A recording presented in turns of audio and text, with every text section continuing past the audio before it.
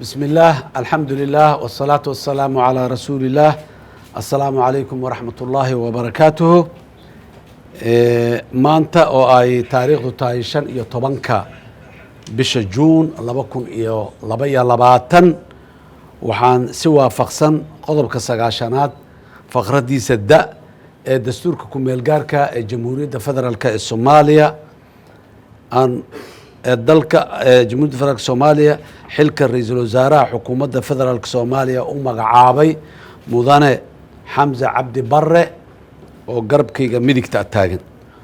waxaan go'aankan ku saleeyay markaan eegay aqoonta waaya aragnimada iyo kartida aan ku aqaano mudane Xamza ayaan u gartay in uu yahay qofka ku haboon oo ka bixi kara xilkaas cusub iyo Soomaaliyada cusub ee waayaha cusub ku jirta intaba ra'iisul wasaaraha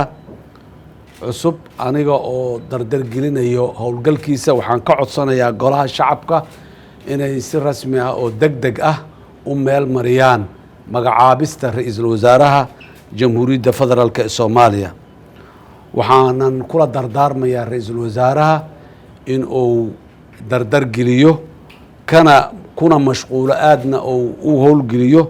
arrimaha hortabinta leh ee xukuumadda cusub ee Jamhuuriyadda Federaalka ee Soomaaliya kuwaas oo ay hortabintooda ugu horeyso amniga gurmadka abaaraha heshiisiinta horumarinta bulshada ka hortagga dhibaatooyinka iyo aafooyinka ay sababaan cimilada isbedelaysa iyo daryeelka guud ahaan dadka Soomaaliyeed isla markaasna uu ka shaqeeyo horumarinta cilaaqaadka caalamiga ah ee Soomaaliya ay la leedahay adduunyada inteeda kale isaga oo ka talaabsanaya hal heeskeenii ahay Soomaali heshiis ah dunidana heshiis la ah waxaan rabnaa xukuumadda cusub inay noqoto mid dadka Soomaaliyeed qulubtooda isu soo jiida isla markaasna danahooda ka shaqeysa